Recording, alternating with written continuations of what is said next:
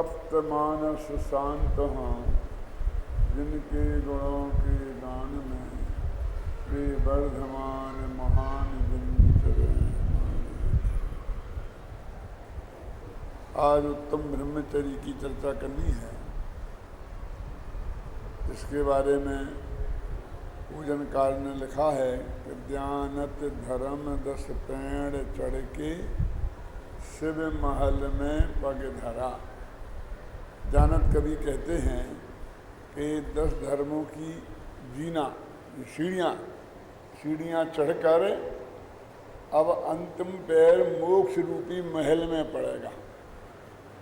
10वीं सीढ़ी थी ब्रह्मचर्य की, और इसके बाद कोई सीढ़ी नहीं है, सीधे मुक्ति के महल में आपका पैर पड़ने वाला है।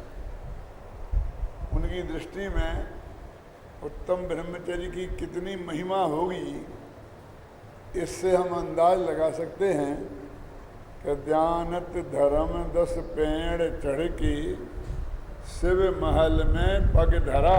ये तो कहते मैंने मुक्ति के महल में पैर रख दिया,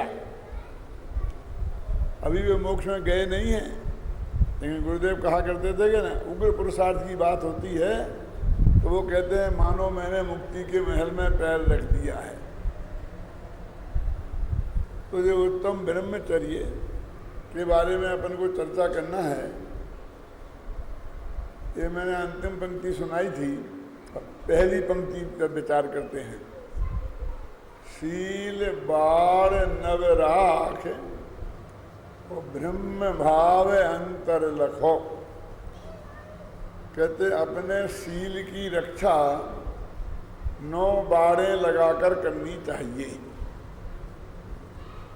और अंतर में अपने शुद्धात्मा को देखना चाहिए। ब्रह्म भाव अंतर लखो, माने अपने अंतर में आत्मा को देखना, ये निश्चय ब्रह्मचर्य है। और अपनी शील की रक्षा 9 बाड़ें लगाकर करना, ये व्यवहार ब्रह्मचर्य की बात है। नीचे की पंक्ति में लिखा है कर दोनों अभिलाष। हमें दोनों की अभिलाषा करनी चाहिए। ऐसा नहीं कि हम निश्चय की बात माने और व्यवहार को उड़ा दें, ऐसा भी नहीं कि व्यवहार में ही उलझ के रह जाएं और निश्चय की बात सोचें ही नहीं।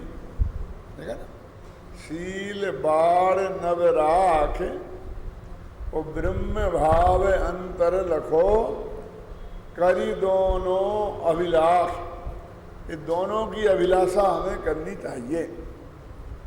नर भव लाहो लीजिए, ये मनुष्य भव प्राप्त करने का एकमात्र लाभ ये है, और इस लाभ को हमें अवश्य लेना चाहिए।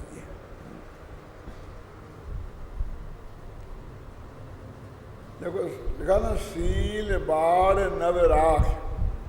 अपनी शील की रक्षा 9 प्रकार से करना चाहिए। अपने घर में कोई बहुत कीमती चीज हो, हीरों का हार हो, तो हम उसे कहाँ रखते हैं?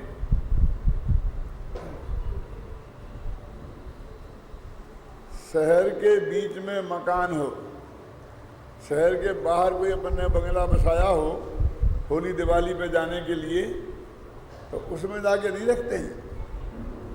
क्यों? वहाँ कोई ले जाए तो। शहर के बीच में मकान, मकान के बीच में बीच वाला कमरा, और बीच वाले कमरे में तिजोरी, और तिजोरी के बीच के खन में कहाँ एक मजबूत पेटी के अंदर, और पेटी में पेटी कुछ डिब्बी, उसके अंदर जाके सुरक्षित रखते हैं ना। 9 बाड़ें लगाते हैं, कितना इंतजाम करते हैं, और उसके बाद में भी उसका बीमा कराते हैं।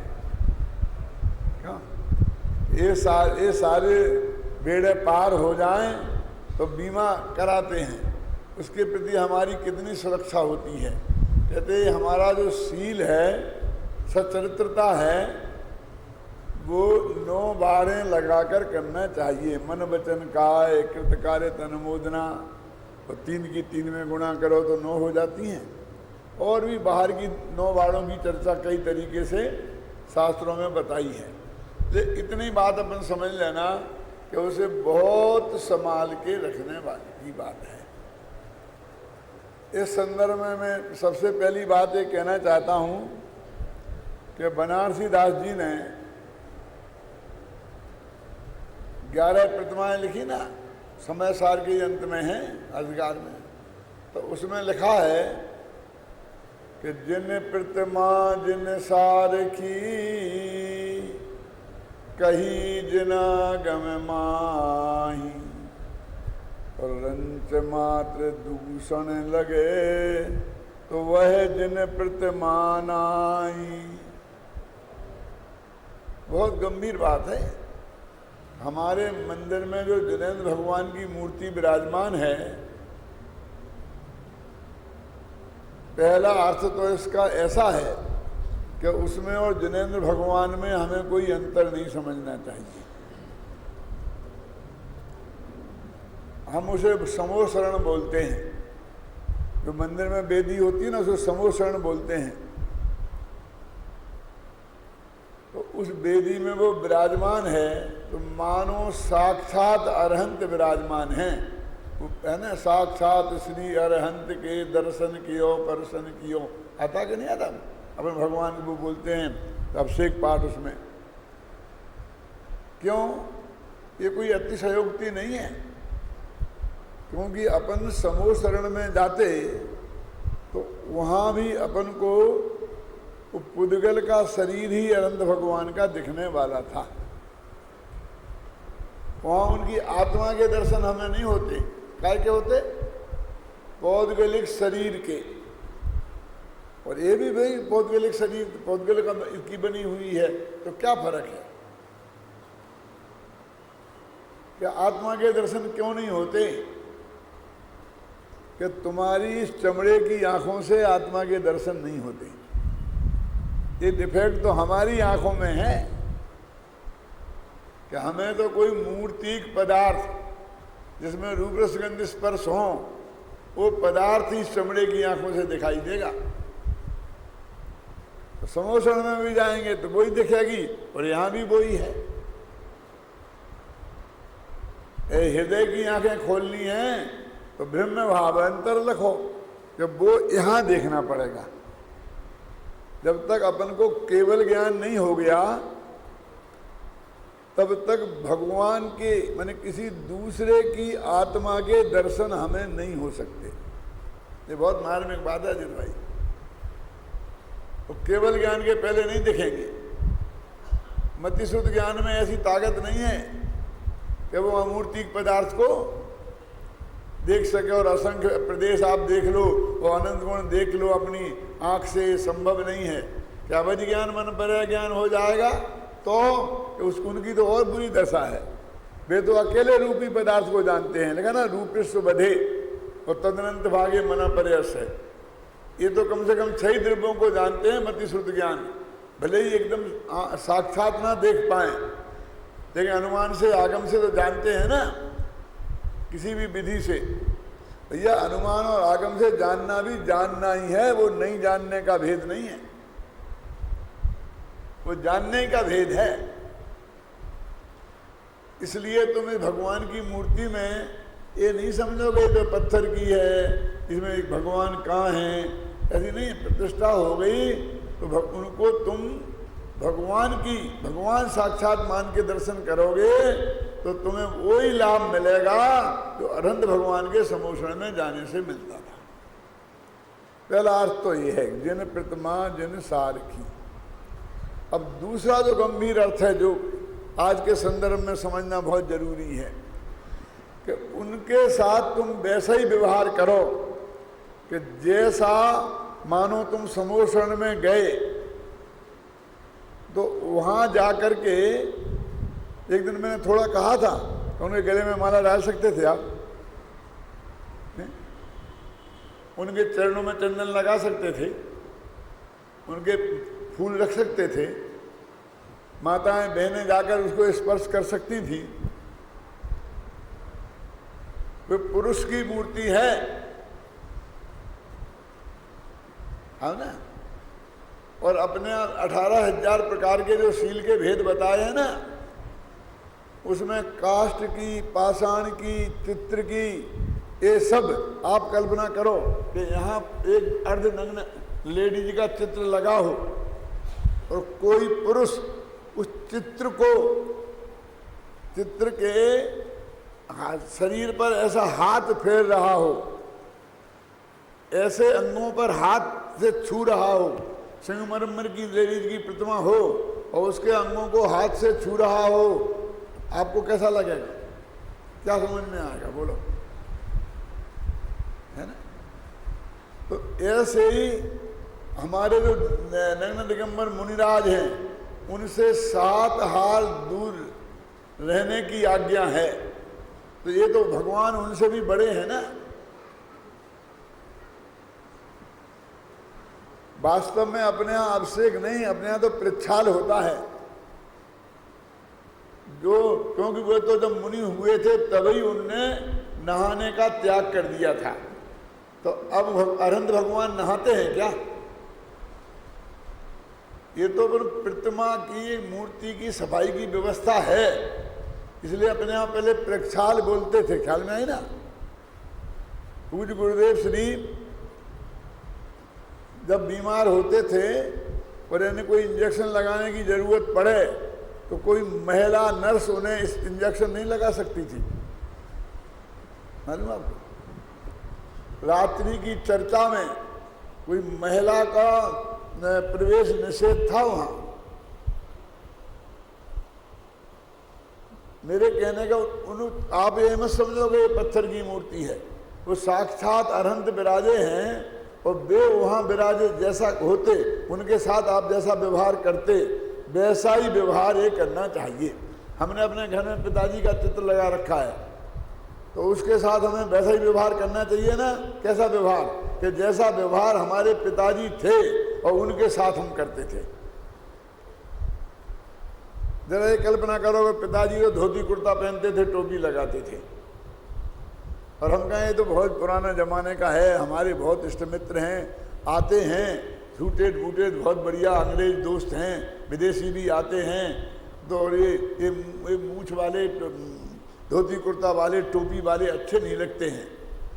तो वो चेहरा तो रखो पिताजी का और बढ़िया उन्हें सूटेड बूटेड कर दो, टाई लगा दो। क्यों? आप उन्हें फिर पिताजी मान सकेंगे कि हमने सारी जिंदगी में कभी उन्हें इस रूप में देखा ही नहीं कर सकते। क्यों? वो जैसे थे वैसे ही, जैसे वो समोसन में विराजमान थे वो वैसे ही होना चाहिए। ख्याल में है ना। जिन प्रतिमा जिन सार की कही जिनागम माही, वो लिखा रंच मात्र दूषण लगे तो वह जिन प्रतिमा नाही। अकलंग देव की कहानी तो आपने सुनी होगी ना, कि जब वे बौद्धों के यहाँ पढ़ते थे छिपकर, क्योंकि उस वक्त जैनियों के कोई विद्यालय नहीं थे पढ़ने के लायक, और बौद्ध धर्म का बहुत जोर था इस देश में।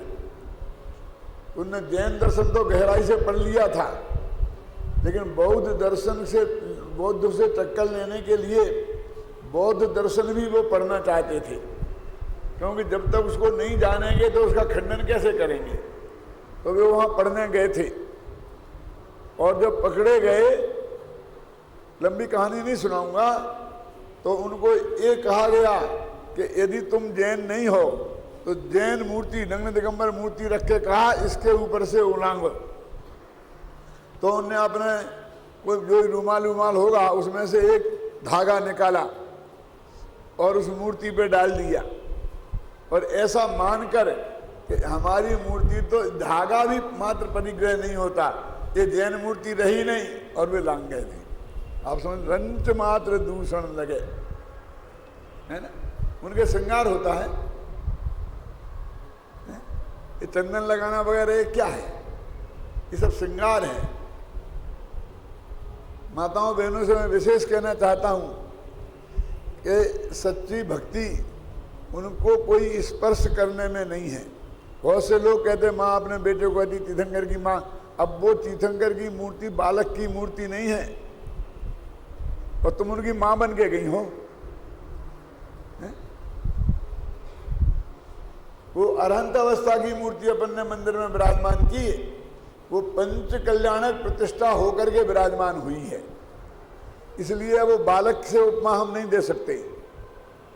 ख्याल में है ना, अरहंत अवस्था के साथ। और ऐसा थोड़ी कि हम जाके छुएंगे तो ज्यादा पुण्य लगेगा और दूर से हम भक्ति करेंगे तो कम पुण्य लगेगा, ऐसा कोई है नहीं। सब पुरुषों को क्यों व्यवस्था तो चाहिए ना, तो विपरीत जेंडर, विपरीत सेक्स का व्यक्ति नहीं छू सकता है। यदि कोई महिला की चित्र होता तो महिलाएं छूती, पुरुष नहीं छूता।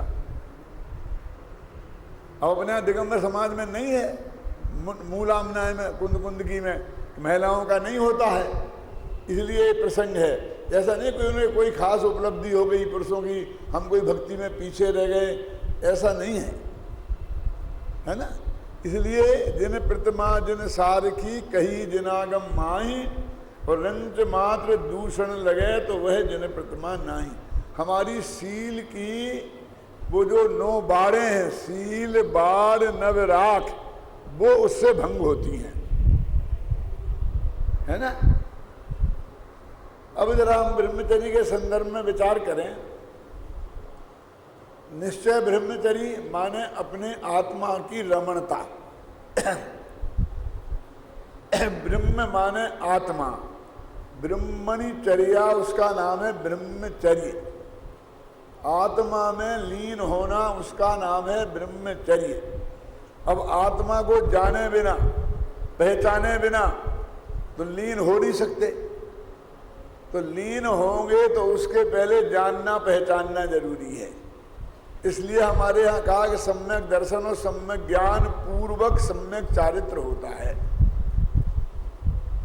अपने छठाला में आता है, सम्यक ज्ञानी हो बहुरी दृढ़ चारित्र लीजे, लिखा क्या नहीं लिखा। मोक्ष महल की प्रथम सीढ़ी या बिन ज्ञान चरित्रा सम्यकता न लहें। सम्यक दर्शन मोक्ष महल की पहली सीढ़ी है, इसके बिना ज्ञान सम्यक ज्ञान नहीं होता और चारित्र सम्यक चारित्र नहीं होता। तो आत्मज्ञान पूर्वक, आत्मा में अपनापन मानने की पूर्वक, आत्मा के दर्शन पूर्वक आत्मा में लीन होना, ये निश्चय ब्रह्मचर्य है। इसको पूजा में कहा है कि ब्रह्म भाव अंतर लखो। लखो माने होता है देखना, देखना जानना। और रमना क्या है?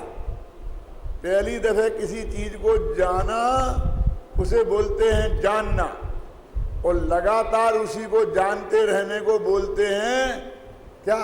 ध्यान, चारित्र, रमना। क्या? तो जानो और जानते रहो, ये दोनों चीजें होंगी तो वो वास्तविक ब्रह्मचर्य है। अंदर में निश्चय के ब्रह्मचर्य को तो हम जानते ही नहीं, उसकी चर्चा अपन अभी करेंगे, पर बाहर के व्यवहार ब्रह्मचर्य को भी हम पूरी तरह नहीं पहचानते। देखो, हमें आत्मा में लीन होना है। व्यवहार को कहा ना निश्चय का साधन होता है। वो अपन ने छंद सुनाया था छठा का कि परद्रव्यंते हैं भिन्न, आप में रुचि सम्यक तो भला है, और आप रूप को जान पनो सो सम्यक ज्ञान कला है। आप रूप में लीन भये थिर सम्यक चारित्र सोई, अब व्यवहार मोक्ष मग कहिए हेतु नियत को हुई, जो निश्चय का कारण है। तो व्यवहार हमारे आत्मा के दर्शन में ऐसा व्यवहार साधन होना चाहिए ना। हमें ब्रह्मचर्य माने आत्मा में लीन होना है, तो ऐसी चीज होना चाहिए व्यवहार में। तो अकेला स्पर्शन इंद्रिय के विषय के थोड़ी हमारी आत्मा की लीनता में बाधक हैं, बल्कि पांचों इंद्रियों के विषय हमारी आत्मा की लीनता में बाधक हैं। लेकिन हमने इसे अकेली स्पर्शन इंद्रिय से जोड़ दिया है। क्या? और स्पर्शन इंद्री से भी कहाँ जोड़ा पूरी तरह। स्पर्शन इंद्री के विषय तो 8 प्रकार के होते हैं, जानते आप क्यों गुणवंत भाई? कौन कौन से 8 प्रकार के आता है ना? स्पर्श में रूखा, चिकना, कड़ा, नरम, ठंडा, गरम, है ना, हल्का, भारी। तो ये 8 प्रकार के जो स्पर्श हैं, इनमें आनंद लेना। नरम नरम गद्दे पे लेटना है, एक कठोर गद्दा मुझे पुसाता नहीं है। दूसरा कहता है कि नहीं, मुझे तो कठोर आसन जब तक नहीं हो बैठने में मजा ही नहीं आता है, समझे ना। अच्छी ठंडी ठंडी हवा हो, ये सब स्पर्शन इंद्री के विषय हैं। लेकिन हमने इन 8 प्रकार के स्पर्शन इंद्री को कहाँ माना कि ये हमारे ब्रह्मचर्य में बाधक हैं? माना क्या? एक क्रिया विशेष से हमने ब्रह्मचर्य का संबंध जोड़ दिया, है ना। और वो क्रिया किसी भी तरीके से हम उससे बच गए तो हमने अपने को ब्रह्मचारी मान लिया। जबकि कुंद ने लिखा ना, काम भोग बंध कहा, कि काम और भोग। तो मालूम जयसेनाचार्य ने काम और भोग का क्या अर्थ किया है? हम तो ये समझते काम माने भोग और भोग माने काम। वे कहते स्पर्शन और रसना इंद्री के विषय को बोलते हैं काम, घ्राण, चक्षु और कर्ण इंद्री के विषय को बोलते हैं भोग। तो 5 इंद्रियों के विषय, इनमें उलझना ये ब्रह्मचर्य का घातक है। और हमने अकेली स्पर्शन इंद्री से जोड़ दिया, और स्पर्शन इंद्री से भी पूरी से कहाँ, तो उसकी एक क्रिया विशेष को ही ब्रह्मचर्य की घातक माना, और बाकी उससे बच गए तो हम अपने को ब्रह्मचारी मानने लग गए। मैं पूछता हूँ कि जो मुनिराज किसी को ब्रह्मचर्य देते हैं, दीक्षा ब्रह्मचर्य की, और पूज्य गुरु से देव श्री भी पंच कल्याणक में देते थे ना, क्यों? और 60 बहनें ब्रह्मचारिणी सोनगढ़ में रहती थी, उनने ब्रह्मचर्य व्रत लिया था, बहुत से लोगों ने भी लिए थे। तो उन्हें देते वक्त क्या कहते थे गोसलिया डॉक्टर साहब? आपको मालूम, गुरुदेव के जमाने में आप नहीं, रुचि नहीं थी आपको? गुरुदेव को देखा कि नहीं देखा? वो जब ब्रह्मचर्य की दीक्षा देते थे तो ये सब बोलते थे क्या? उससे कहते थे कि तुम सादा वस्त्र पहनोगे, सादा खाओगे पियोगे, गरिष्ठ खाना नहीं खाओगे, क्यों? महिलाओं के समागम में नहीं रहोगे। ये सब चीज 5 इंद्रियों के विषय छुड़ाए जाते हैं। मेरे कहने का मतलब एक इंद्रिय के विषय को नहीं, 5 इंद्रियों के विषय ब्रह्मचर्य के घातक हैं।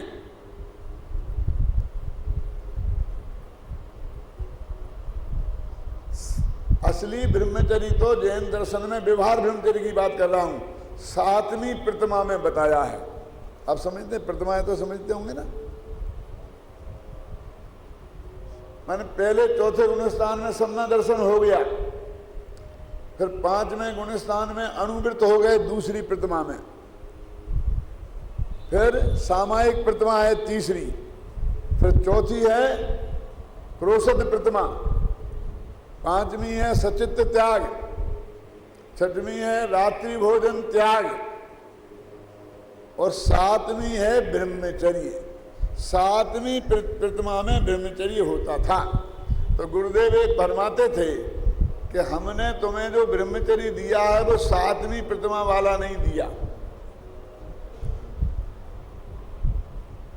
क्यों? उसमें क्या दिक्कत है देने में? क्योंकि 7वीं प्रतिमा वाला देवें तो वो सम्यक दर्शन पहले होना चाहिए, और सम्यक दर्शन तो है ही नहीं। जिन जिन को उन्हें ब्रह्मचर्य दिया उन्हें वे सम्यक दृष्टि मानते थे क्या? बताओ। तो वो कहते क्या दिया आपने? तो वो कहते थे कि निर्वृत्ति, हम बहुत साधारण बुद्धि वाले हैं, और यदि शादी करके गृहस्थी बसा ली तो सारी जिंदगी उसमें ही निकल जाएगी। क्यों? तो तुम्हें निवृत्ति मिलेगी तो तुम स्वाध्याय कर सकते हो, आत्मा को समझ सकते हो, समझिए ना, इसके लिए ब्रह्मचर्य दिया। जिनने गुरुदेव श्री को देखा है, सुना है, उनको साक्षात प्रवचन, वो बराबर इस बात को कहते थे और बार बार याद दिलाते थे सबको।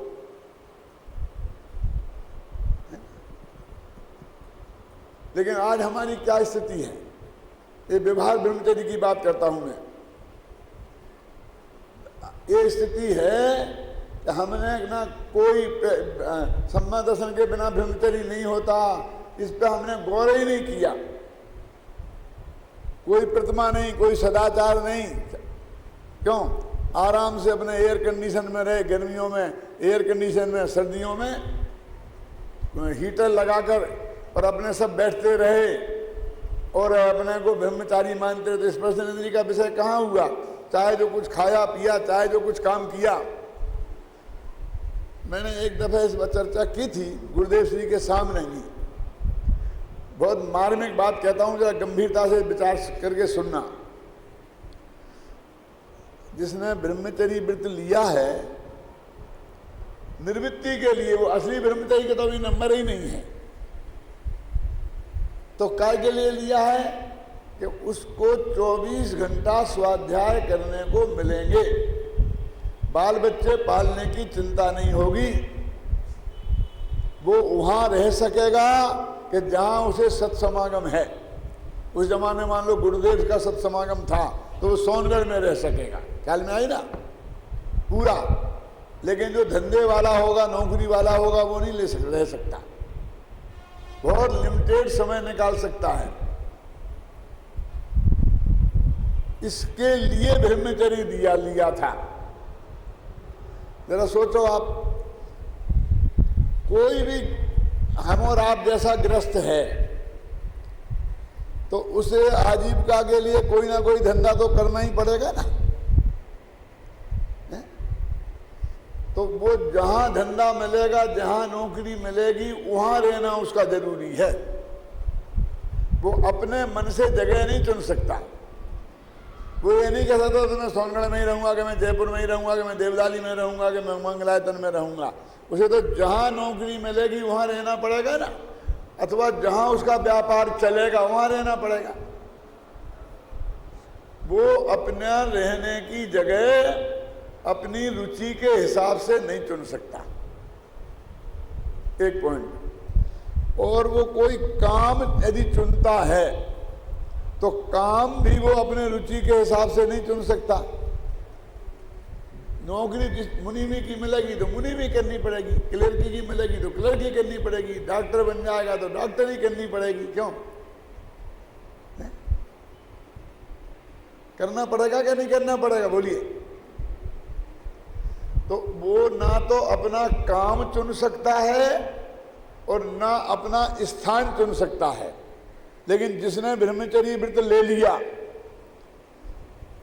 वो आजीविका के लिए तो उसे काम करना ही नहीं है, करते ही नहीं है कोई ब्रह्मचारी।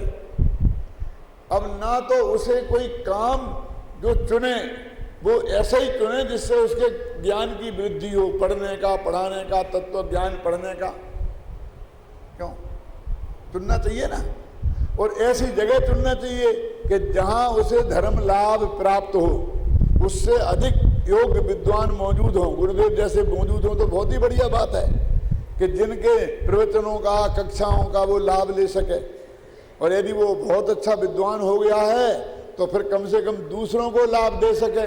वो लाभ देने में भी हमारा ज्ञान का परिमार्जन होता कि नहीं होता? हमें वो काम चुनना चाहिए, हम उसमें आजाद नहीं हैं।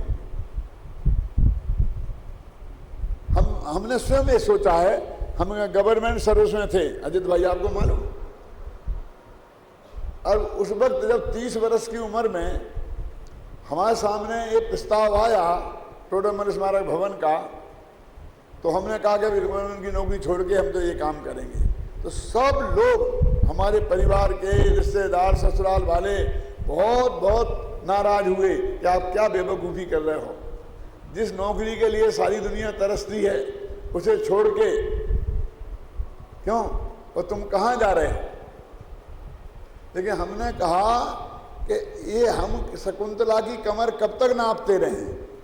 वहाँ तो हमें शाकुंतल पढ़ाना पड़ता था, अभिज्ञान शाकुंतल। तो कमर शकुंतला की कमर कितनी लंबी थी, कितनी चौड़ी थी, कितनी मुड़ी थी, और क्या है उसमें? सब श्रृंगार रस के काव्य थे। क्यों? सूर और तुलसी को कब तक पढ़ाते रहे? हमने अमरचंद को पढ़ा है, हमने कुंद कुंद को पढ़ा है। हम यदि पढ़ेंगे तो उसे और पढ़ाएंगे तो उसे, और उसी दिन ये संकल्प कर लिया, प्रतिज्ञा, कि अब आज से यदि हम किसी को पढ़ाएंगे तो हम सिर्फ दिगंबर जैन शास्त्र पढ़ाएंगे। आपको जानकर आश्चर्य होगा कि श्वेतांबर सैकड़ों मुनि आए हमारे जयपुर में और हमको बार बार बुलाने के लिए आए कि हमारे महाराज को पढ़ा दो, क्योंकि वो बहुत पंडित दिगंबरों से उनके महाराज पढ़े हैं। तो हमने कहा कि दो बातें हैं, एक तो दिगंबर शास्त्र पढ़ना हो तो बात करो, और दूसरी है कि हम पढ़ाने कहीं जाएंगे नहीं, हमारे स्मारक में आओ कि नहीं, आपको लेने गाड़ी आ जाए कि नहीं, और हम आपके से कुछ लेंगे नहीं। हमने नहीं पढ़ाया, हमने प्रतिज्ञा की। हम अपना सारा जीवन, हमने यदि संस्कृत प्राकृत पढ़ी है तो हम अपने जो मूल आत्मकल्याण के शास्त्र हैं उनमें अपनी बुद्धि नहीं लगाएं। हम इसमें क्यों लगाएं? हम तो ग्रस्त थे। यदि हमारे पास ऐसी नहीं होता तो हमको तो कहीं ना नौकरी तो करनी ही पड़ती ना, काम तो करना ही पड़ता ना आजीविका के लिए। हम कहाँ स्थान चुन सकते थे और कहाँ वो महाभाग्य से ऐसा अवसर आया तो हमने उसे चुनना पसंद किया। ब्रह्मचारी तो बिल्कुल आजाद है। क्यों? यदि उनने सचमुच जिस दिन कुंद कुंदाचार्य ने लिखा कि जिस दिन मुनियों के लिए लिखा कि जिस दिन तुझे ऐसा विकल्प आए, तेरे परिणाम भ्रष्ट हो, दीक्षा लेने का पश्चाताप हो और शिथिलता आए, तो उस दिन तू ये विचार करना, जिस दिन जो तूने दीक्षा ली थी उस दिन के विचारों को याद करना कि तूने ये नग्न दिगंबर भूमि दशा क्यों ली थी।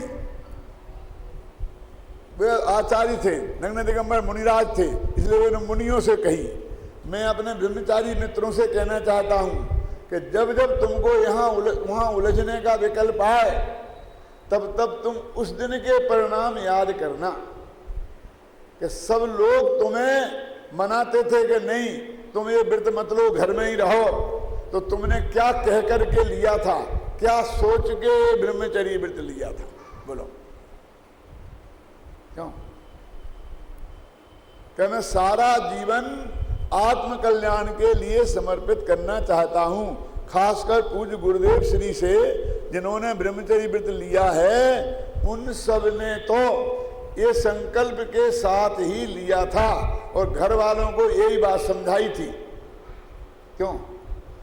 तो उनकी ये ड्यूटी नहीं है कि वो ऐसा स्थान चुने कि जहां उन्हें धर्म लाभ हो अथवा वे किसी दूसरे को धर्म लाभ दे सकें। बहुत प्रतिभाशाली हैं तो वो दे दें, और यदि नहीं है तो जहां लाभ मिले वहां रहें। स्थान भी वैसे ही चुनना चाहिए ना। और उनको काम भी, यदि काम तो उन्हें जरूरत ही नहीं है। खेमचंद भाई, राम जी भाई, कैसे कैसे लोग रहे थे ना, तो काम छोड़ के तो वहां गए थे। और फिर काम करना ही है तो पढ़ने पढ़ाने लिखने लिखाने का करें। खेमचंद भाई साथ छपाने का काम करते थे कि नहीं करते थे? तो वो उनके ज्ञान की वृद्धि हो और उनका ज्ञान का लाभ भी दूसरों को मिले, करना चाहिए कि नहीं? लेकिन हमने स्थान भी ऐसा चुना कि जिसके लिए श्रीमद कहते थे ये तो माया नगरी है। क्यों? दिल्ली, बंबई, कलकत्ता, इनसे क्या लेना देना उनको? वे अमेरिका में क्यों चुना है? मैं आपकी अमेरिका की सही घटना सुनाऊं आपको। अमेरिका वालों ने मेरे से कहा कि पंडित जी एक अच्छा विद्वान हमें भेज दो। सच्ची घटना बता रहा हूं मैं। मैंने कहा ठीक है भेज देंगे। ये बताओ कि जिस तरह आप रहते हो अमेरिका में, जिस सुख सुविधा के साथ, उसे आप वैसा रख सकोगे? उसे इतना वेतन दे सकोगे, कितना जो आपको मिलता है, हैं? तो बगलें झांकने लगे। बोले ऐसा करो, एक ब्रह्मचारी भेज दो। सच्ची घटना है, सच्ची घटना। एक ब्रह्मचारी भेज दो। तो मैंने उनसे कहा वो ब्रह्मचारी यहाँ क्यों आएगा? क्यों? क्योंकि वो आत्म कल्याण के लिए ब्रह्मचारी बना है, तो उसे जहाँ धर्म लाभ मिलेगा वहाँ रहेगा। सबसे पहली बात तो ये है। और यदि वो इसके काबिल हो गया है कि धर्म लाभ दे सकता है, तो हिंदुस्तान में एक गांव में जाएगा तो उसे हजार हजार श्रोता मिलेंगे, पढ़ने के लिए अच्छे से अच्छे विद्यार्थी मिलेंगे। क्यों? पढ़ाने के लिए। यहाँ तुम्हारे कौन सुनेगा? क्या मिलेगा? संडे सैटरडे का व्याख्यान करा लोगे। यहाँ क्यों आएगा? और मैंने कहा आ भी गया अमेरिका घूमने के लोभ में, तो वो कितने दिन तक ब्रह्मचारी रह पाएगा? क्यों कि सुशील मुनि के जितने शिष्य आए उनमें से 2-4 तो आपने देखा ना कि वहाँ शादी कर ली और पेट्रोल पंप पे पेट्रोल बेचने लग गए, गाड़ियाँ साफ करने का धंधा करने लग गए। ये अशोक मुनि ऐसे ऐसे के नाम थे, मैं जानता हूँ जिनके नाम आप भी जानते हैं।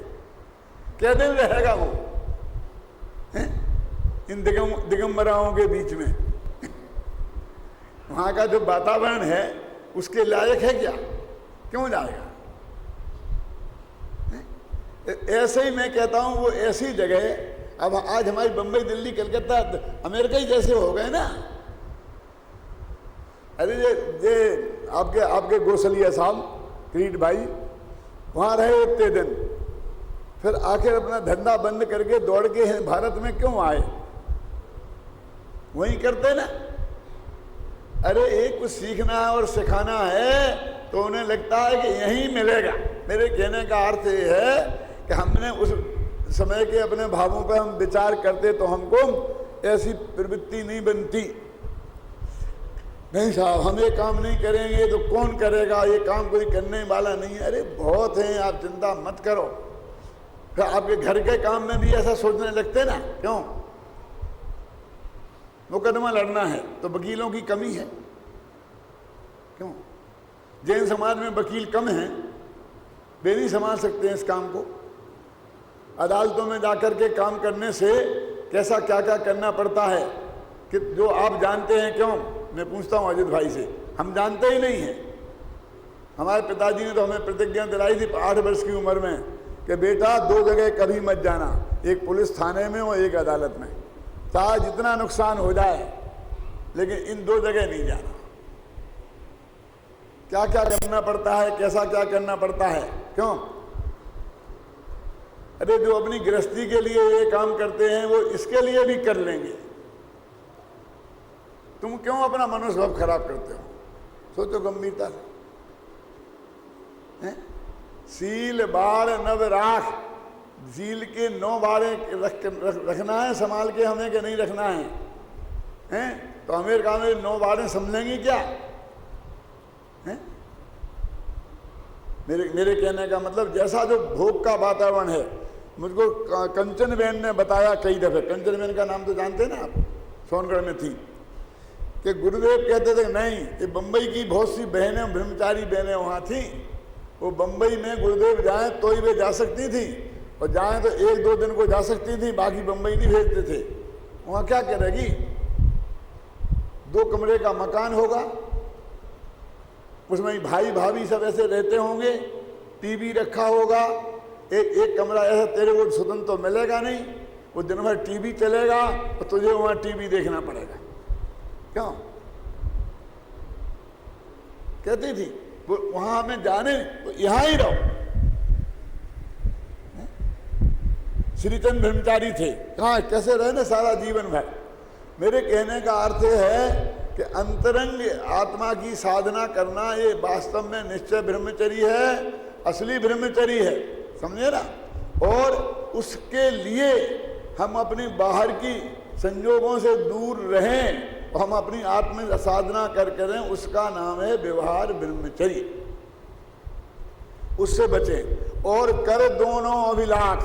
भाई देखो अब जरा थोड़ी गंभीरता से अपन विचार करते हैं कि यदि निश्चय ब्रह्मचर्य के बिना बाहर के ब्रह्मचर्य को ही महत्व दिया होता तो फिर अटल बिहारी वाजपेयी भी ब्रह्मचारी थे, क्यों नहीं थे? कि ये नेता थे कि नहीं थे? ऐसा है। अपने यहाँ अकेला शादी नहीं करना इसका नाम ब्रह्मचर्य का नहीं है, जरा समझना। आत्म साधना उसमें मुख्य है। आत्म साधना के लिए शादी नहीं की। यदि आत्म साधना नहीं हुई तो उसका फिर कोई मतलब नहीं रह जाता है। मैं आपको एक सच्ची घटना सुनाता हूं। सोनगढ़ का पंच कल्याणक था, महावीर का था ना, ये जो सन 74 में परमागम मंदिर का। एक भाई मेरे पास आए, नाम नहीं बताऊंगा, अभी भी हैं वो, और उन्होंने मेरे से कहा कि पंडित जी आप मेरा एक काम करा दो। क्या काम? कि मैंने गुरुदेव श्री को ब्रह्मचर्य लेना चाहता हूँ इस पंच कल्याणक में। तो मैंने कहा बहुत बढ़िया बात है, ले लो, गुरुदेव श्री के पास जाओ। गुरुदेव श्री ऐसे नहीं देते थे, तत्काल कोई उठ के खड़ा हो जाए उसे नहीं देते थे, पहले उसकी जांच करते थे। जाओ, गुरुदेव के पागले में गया था तो गुरुदेव ने मना कर दिया। फिर मेरा गुरुदेव ने मना कर दिया तो मैं क्या कर सकता हूँ? बोले नहीं, गुरुदेव आपकी मानते हैं, जिस जिस काम को आप जब गए तो गुरुदेव ने मानी। आप यदि मेरी सिफारिश कर देंगे तो मुझे गारंटी से, मैंने इस किताब में लिखा है, नाम नहीं लिखा, अभी भी नहीं बता रहा हूँ नाम, तो मेरा काम हो जाएगा। मैंने उन्हें बहुत समझाया कि अभी गुरुदेव ने मना कर दिया है और फिर मैं जाऊं तो गारंटी से वो मुझे मानेंगे नहीं, और मैं वही बात कहता हूं इसका मुझे पक्का भरोसा है कि गुरुदेव श्री मान लेंगे, तब मेरी बात चलती है। ऐसा नहीं है जिसको मना ही कर दिया हो मैं उसी काम को जाऊंगा तो गारंटी से ना होने वाली है, मैं नहीं कहूँगा। बहुत बहुत पीछे पड़े तो मैंने उन्हें बहुत प्रेम से कहा कि आप ब्रह्मचर्य से रहो ना, कौन रोकता है? गुरुदेव तुम्हें ब्रह्मचर्य देने से मना कर सकते हैं, सुनना, ब्रह्मचर्य से रहने से तो मना नहीं कर सकते। क्यों? वो तो हमारी चीज है, क्या दिक्कत है? नहीं वो तो ठीक है, वो तो ठीक है, लेकिन वो तो ठीक है, लेकिन वो तो ठीक है। मैंने कहा अच्छा कोई बात नहीं है, अभी मना कर दिया है तो थोड़े 6 महीने रुक जा, मैं 6 महीने बाद सिफारिश करूंगा। अभी तत्काल उनने मना किया और तत्काल में जाके कहूँ ये अच्छी बात नहीं, 6 महीना रुक जाओ फिर मैं जरूर तुम्हारी सिफारिश गुरुदेव श्री से करूंगा। तो एकदम उदास होके बोले कि अरे फिर ऐसा मौका कब आएगा? मैंने कहा कैसा मौका? कि पंच कल्याणक है, 25,000 लोग इकट्ठे होंगे। समझ में आया आपके? मैंने कहा अच्छा तुम्हें ब्रह्मचर्य नहीं, ब्रह्मचर्य की डिग्री लेनी है, तुमको 25,000 आदमियों के बीच में ब्रह्मचर्य लेना है, जिससे सारे देश लोग समझ लें कि ये ब्रह्मचारी हैं, गुरुदेव से इनने दीक्षा ली थी, इसलिए तुम्हारी गांव-गांव में पूछ होने लग जाए। क्यों? फिर ये बात है ना, सच्ची बात है, ब्रह्मचर्य लेना है कि भीड़ के बीच में लेना है? बोलो। इसलिए मैं कहता हूं आज ब्रह्मचर्य भी एक डिग्री जैसा लिया दिया जाता है। जैसे हम यूनिवर्सिटी की डिग्री लेते हैं ना, और जैसे लगाते हैं ना डॉक्टर हुकुमचंद भारल, ऐसे ही ब्रह्मचारी फलाना चंद, माने हम एज ए डिग्री जैसा उसका उपयोग करते हैं। क्यों?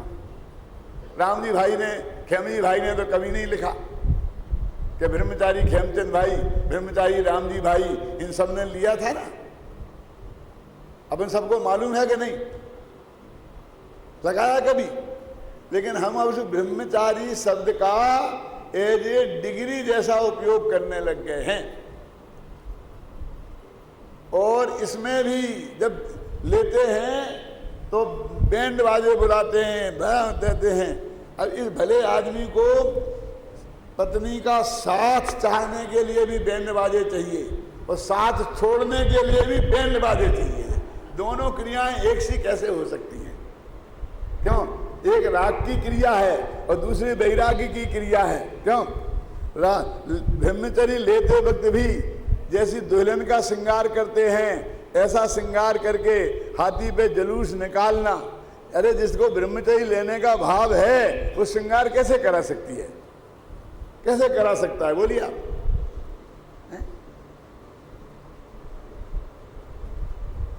तो बाहर के ब्रह्मचर्य का भी हमारे लिए पूरा ख्याल नहीं है तो अंतरंग के ब्रह्मचर्य की बात तो बहुत दूर है, हैं? देखो, मैं थोड़ी गंभीर चर्चा करना चाहता हूं, आपका मानस तैयार हो तो, कि ये जो स्पर्शन इंद्रिय के विषय के त्याग को ब्रह्मचर्य क्यों कहा आचार्यों ने, इस पे मैं चर्चा करना चाहता हूं। बाकी की 4 इंद्रियां हैं खंड खंड और स्पर्शन इंद्रिय है अखंड। कैसे? आंख यहां है, कान यहां है, दिखाई यहां से देता है, सुनाई यहां से देता है, नाक यहां है, क्यों? जबान यहां है, जिह्वा, और शरीर और स्पर्शन, सारा ही शरीर स्पर्शन है। जहां कान और नाक है ना, ये अकेली घ्राण इंद्री नहीं है, ये अकेली कर्ण इंद्री नहीं है, स्पर्श इंद्री भी है। स्पर्श इंद्री क्यों? कि यहां यदि आप गर्म चीज लगाओ तो गर्म लगेगी कि नहीं लगेगी? क्यों? समझ गया? इस जवान को यदि गर्म खाना चला जाए तो अकेला खट्टे मीठे का ज्ञान होगा कि गर्म और ठंडे का भी ज्ञान यहां से होता है। तो ये अखंड इंद्रिय है, एक अखंडता, दूसरी अखंडता कि इसका साथ इस आत्मा के साथ अनादिकाल का है, एक दिन भी इसका साथ छूटा नहीं। क्योंकि एक इंद्रिय तो ये रह ही रहा है ना संसार में, मोक्ष में जाएगा तब इसका साथ छूटेगा। और आंख कान तो मेहमान हैं, चले जाते हैं फिर आ जाते हैं। क्यों? न गोद में थे, अकेला शरीर था, न जबान थी, न नाक थी, न कान थी, आंख थी, अब आ गए हैं। अब फिर हम एक लत हो गए तो जबान हो गई लेकिन नाक कान फिर बाकी रहे, 3 इंद्रिय हो गए, चींटी वगैरह। क्यों? तो नाक आ गई, कान नहीं थी, आंखें नहीं थी, फिर आंखें आ जाती हैं, फिर चली जाती हैं, हो जाता कि नहीं? ये 4 इंद्रियों का आत्मा के साथ अखंड साथ नहीं है। स्पर्शन इंद्रिय का अखंड साथ है, सर्वांग में भी अखंड है, क्षेत्र से भी अखंड है, काल से भी अखंड है। देखो, पूरे भारत को जीत लो तो राजस्थान जीतने में आ गया कि नहीं आ गया? लेकिन राजस्थान को जीतो तो पूरा भारत जीतने में आएगा। नाक कान को जीतो, इंद्रियों को जीतना है ना, तो पूरा आत्मा जितेंद्रिय नहीं बना। और स्पर्शन को जीतो तो सब जितेंद्रिय हो जाते। यदि हम कर्णेंद्रिय के विषय को ब्रह्मचर्य के त्याग को ब्रह्मचर्य कहते, सुनना, कर्णेंद्रिय के विषय के त्याग को ब्रह्मचर्य कहते तो 4 इंद्रिय जी ब्रह्मचारी हो जाते, क्योंकि उनके कान ही नहीं है तो कान का विषय कहाँ है? तो 4 इंद्रिय जीव को ब्रह्मचारी मानने को तैयार हैं हम? नहीं है। यदि हम आंख के विषय को जीतने को ब्रह्मचर्य कहते तो 3 इंद्रिय जीव ब्रह्मचारी हो जाते। यदि हम नाक के विषय को जीतने को कहते तो 2 इंद्रिय ब्रह्मचारी हो जाते, और रसना के विषय को जीतने को कहते तो 1 इंद्रिय ब्रह्मचारी हो जाती। और आगे बढ़ो तो यदि स्पर्शन इंद्रिय के विषय को जीतने को कहोगे तो स्पर्शन इंद्रिय से रहित जीव ब्रह्मचारी हो जाएंगे। ये दिक्कत नहीं आएगी? नहीं आएगी। क्यों? कौन है स्पर्शन इंद्रिय से रहित? सिद्ध भगवान है, वे तो ब्रह्मचारी हैं। आप समझे? स्पर्शन इंद्रिय के विषय को जीतने को ब्रह्मचर्य क्यों कहा? वास्तव में तो 5 इंद्रिय के विषयों को जीतने का नाम ब्रह्मचर्य है, लेकिन स्पर्शन का कहा क्योंकि उसमें सारी इंद्रियां समाहित हो जाती हैं, इसलिए उन्होंने स्पर्शन इंद्रिय के विषय को जीतने को ब्रह्मचर्य कहा। अब जरा निश्चय और व्यवहार ब्रह्मचर्य की बात कर लो कि अकेले अंतर के ब्रह्मचर्य को किसी को ब्रह्मचारी कहते और बाह्य के ब्रह्मचर्य की जरूरत नहीं होती ब्रह्मचारी कहलाने के लिए, तो फिर 96,000 पत्नियों के पति भरत चक्रवर्ती को ब्रह्मचारी कहना पड़ता, क्योंकि आत्मा की लीनता रूप ब्रह्मचर्य तो उनके था। आत्मा का अनुभव तो उन्होंने किया था कि नहीं किया था, बोलो। तो व्यवहार का भी साथ में है, और अकेले व्यवहार को कहते तो 9वें गृहविक जाने वाले द्विलिंगी मुनि, समझे ना, उनके मन में तक विकल्प नहीं आता है, वे ब्रह्मचारी हो जाते अथवा वे सर्वासिद्धि के अहमेंद्र।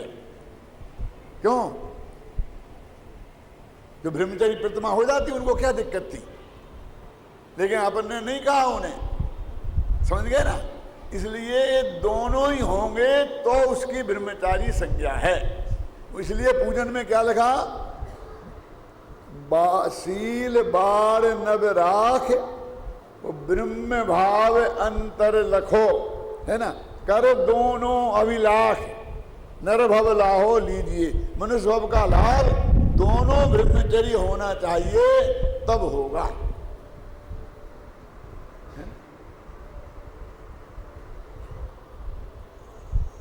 पूजन में एक पंक्ति आती है, उस पर सब लोग बहुत नाक भौं से कोड़ते हैं।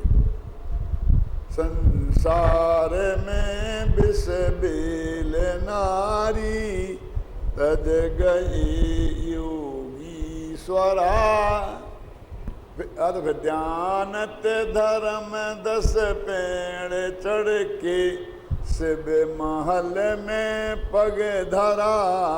बहुत से लोग कहते हैं कि ये जो कवि थे ना दयानंद राय, ये स्त्रियों के विरोधी थे, स्त्रियों को विष की बेल कह दिया, तो क्या आदमी अमृत के वृक्ष हैं? यदि महिलाएं विष की बेल हैं तो आदमी क्या अमृत के वृक्ष हैं? अरे उस विष की बेल में ही लगे हुए फूल फल तो हैं, तो ये विष फल होंगे क्यों?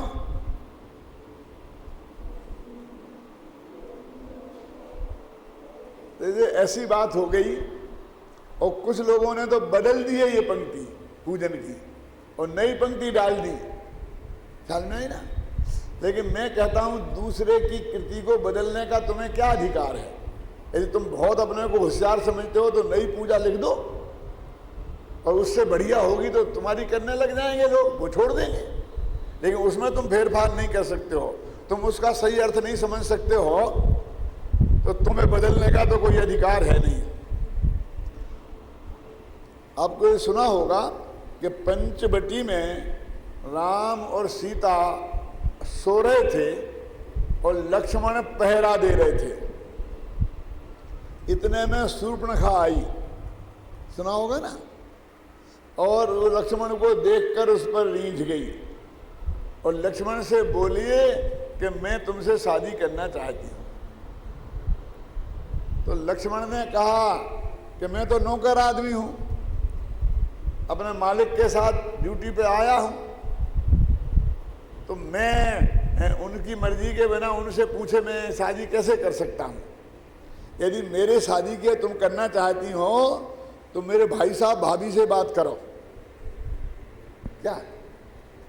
तो उसने राम के पास भेज दिया, तो राम को देखकर राम पर रीझ गई, तो राम से लक्ष्मण से शादी करने की बात तो नहीं कही और राम से कहने लग गई कि मैं तुमसे शादी करना चाहती हूं।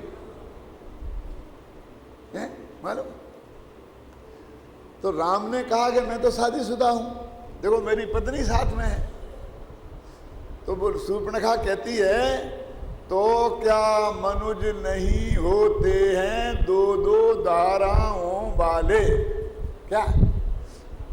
ये पंचवटी नामक एक काव्य है, मैथिली सन गुप्त नामक कवि ने लिखा है ना।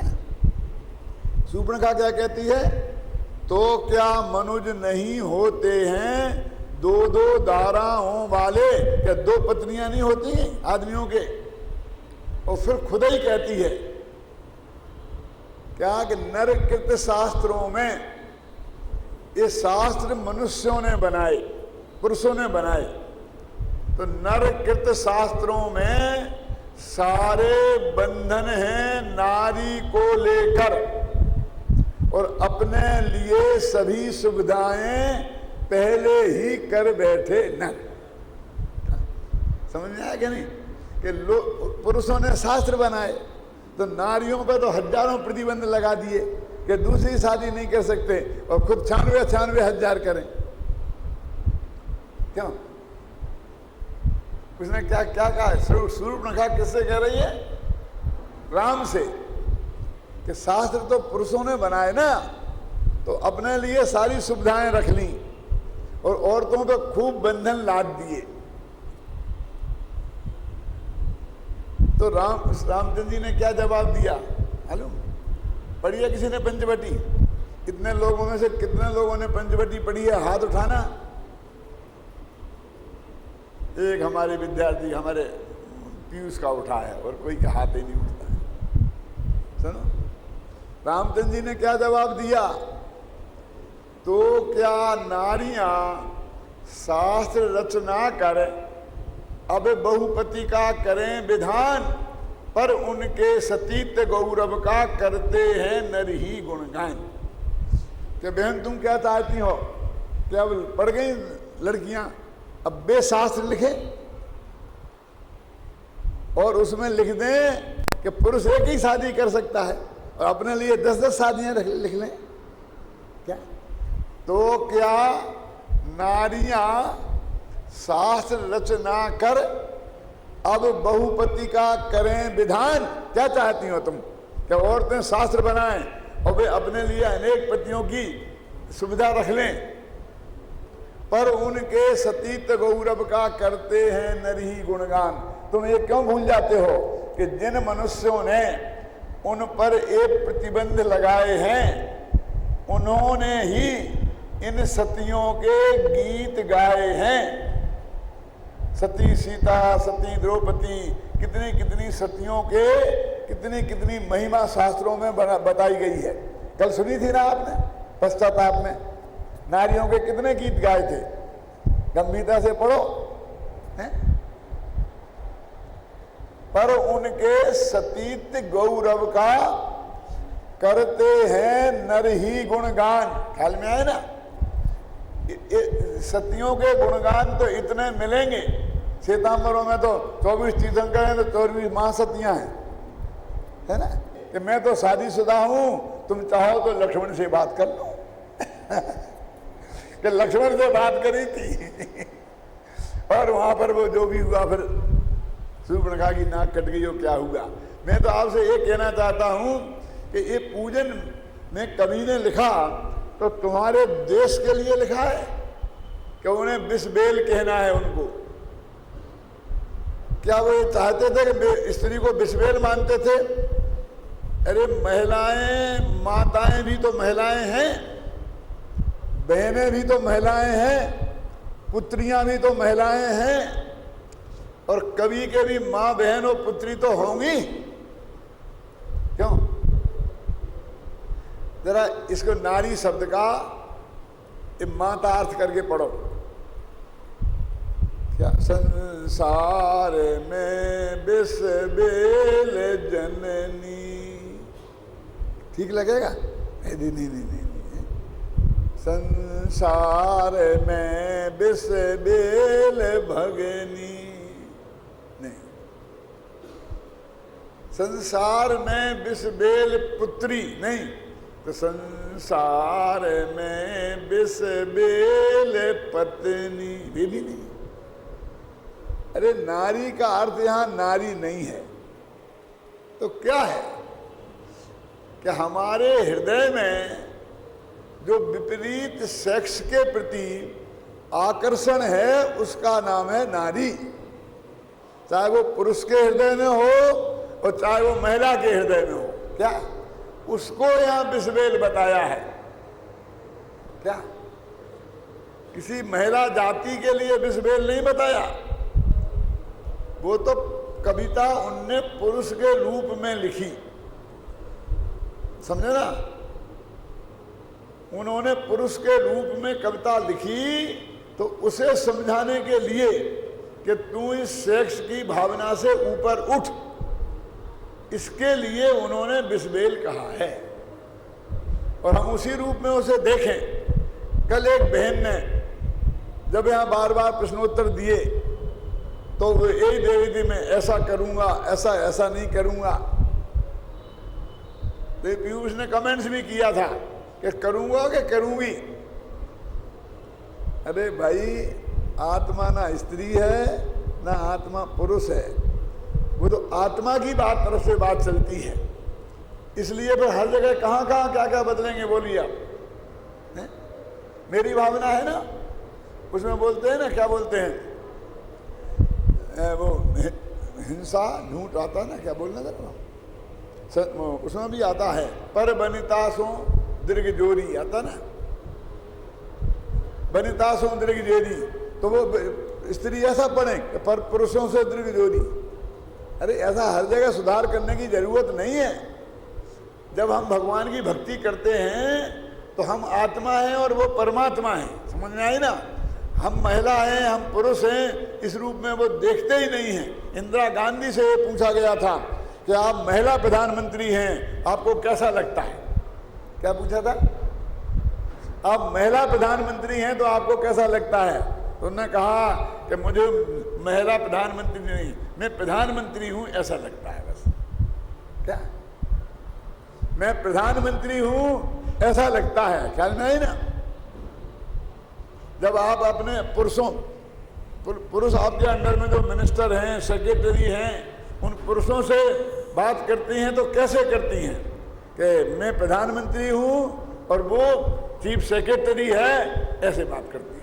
क्या ये बीच बीच में महिला और पुरुष, महिला और पुरुष, महिला और पुरुष ला करके भगवान की भक्ति में, शास्त्रों के बीच में, प्रशासन में ये लाने की जरूरत कहाँ है?